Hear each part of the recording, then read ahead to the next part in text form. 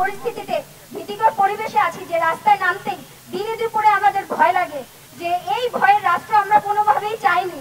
আমরা চেয়েছিলাম যে বাংলাদেশ একটা বৈষম্যহীন সমাজের বৈষম্যহীন রাষ্ট্রে পরিণত হবে। অথচ দেখা যায় যে এই বৈষম্যহীন সংস্কারের কথা বলে আমাদের স্বরাষ্ট্র উপদেষ্টা আজ পর্যন্ত আমাদের সেফটি নিশ্চিত করতে পারে নাই। তো এই যে আমাদের এই যে স্বরাষ্ট্র উপদেষ্টার মাধ্যমে হচ্ছে পুলিশের যেই নির্লিপ্ততা, নিরাপত্তা দিতে ব্যর্থ, এই ব্যর্থ উপদেষ্টা, এই ব্যর্থ পুলিশ এবং হচ্ছে যারাই হচ্ছে নিরাপত্তা দিতে ব্যর্থ, আমরা তাদেরকে ধিক্কার জানাই এবং হচ্ছে এই ব্যর্থতা স্বীকার করে তাদেরকে অবিলম্বে পদত্যাগ করার দাবি জানাই। এবং এই পদত্যাগ যতক্ষণ না আপনারা করছেন, আমাদের নিরাপত্তা যতক্ষণ না নিশ্চিত করতে পারছেন, আমরা রাস্তায় থাকবো। আপনারা জানেন যে জুলাই অভ্যুত্থানে নারীদের ভূমিকা কত বড় ছিল। এই নারীদের ভূমিকা আপনারা স্বীকার আজ পর্যন্ত করেন নাই। স্বীকার তো দূরের কথা, আপনারা নিরাপত্তা পর্যন্ত নিশ্চিত করতে পারেন নাই। তো আপনারা জানেন যে নারীরা মাঠে নামলে কি হবে। আমাদের আন্দোলন চলমান থাকবে। এই আন্দোলন আপনাদের দেখিয়ে দিবে যে নারীরা রাজপথে নামলে কি হয়। নারীরা তাদের নিরাপত্তা নিশ্চিত করেই ছাড়বে। আপনারা যদি নিরাপত্তা নিশ্চিত না করতে পারেন, আপনারা গদি ছেড়ে দেন।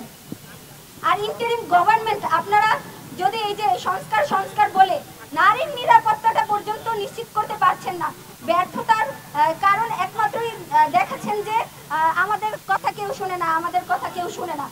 তো এই বিগত ফ্যাসিস্ট যারা হচ্ছে তাদের বাহিনী ছেড়ে দিয়েছে প্রান্তিক অঞ্চলে, কিন্তু এই ফ্যাসিস্ট বাহিনীর কথাই শুধুমাত্র আফসোস করলে হবে না, দায় সারা কথা বলা যাবে না। এই দায় সারা কথা আগেও শুনেছি আমরা। অভ্যুত্থানের পরবর্তী যে সরকার আছে, তারা এই 6-7 মাসের মধ্যে আমাদের নিরাপত্তা নিশ্চিত করতে পারছে না।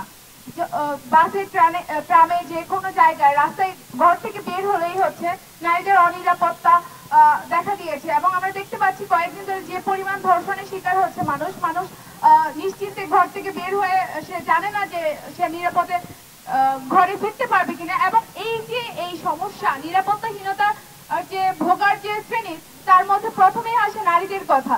এখানে আমরা জানি যে জুলাই অভ্যুত্থানে যে এই বিশাল একটা সংখ্যা যে নারীরা হচ্ছে আমাদের ভাইদের ব্যানগার্ড হয়েছিলাম আমরা, তাদেরকেই হচ্ছে নানাভাবে এখন রাস্তাঘাটে হেয় করা হচ্ছে, ধর্ষণের শিকার হতে হচ্ছে।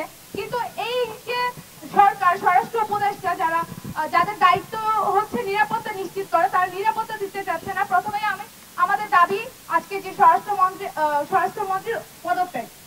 এবং আমরা দেখছি যে এই যে নারীদের অনিরাপত্তা ভোগার যে কারণ, সেখানে প্রতিষ্ঠানের যে ব্যক্তিবর্গ তারাও হচ্ছে নারীদেরকে মানুষ হিসেবে সম্মান করতে পারে না, তাদেরকে হচ্ছে সেই যথাযথ মূল্যায়নটা করতে পারে না। এবং